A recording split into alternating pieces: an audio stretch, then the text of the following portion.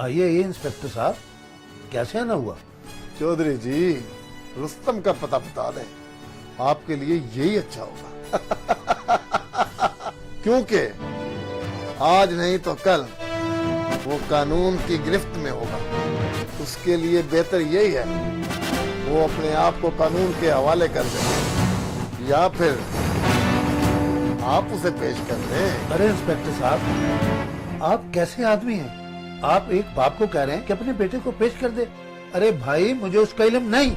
अगर आपको उसका इल्म होता तो नौबत यहाँ तक ना आती। तुम समझ नहीं रहे चौधरी, हमें उसे गोली मारने का ऑर्डर है। बेहतर तो यही है कि वो खुद को कानून के हवाले कर दे, या आप उसे पेश कर दें, क्योंकि मुश्किल घड़ी से बच सकते हैं। ओहो इंस्पेक्टर साहब, मैं आपको कैसे समझाऊं? आप अपने बेटे को नहीं समझा सके तो हमें क्या समझाएंगे? तुम अपने बेटे की लाश उठाने के लिए तैयार रहो। इंस्पेक्टर साहब, ये चाय पानी की खिदमत। तुम अपने बेटे की फिक्र करो, समझे? चलो।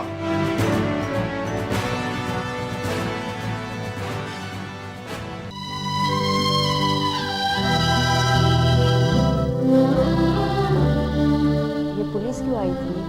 आपके बेटे को गिरफ्तार करने के लिए आई थी। या अल्लाह खैर। या अल्लाह खैर।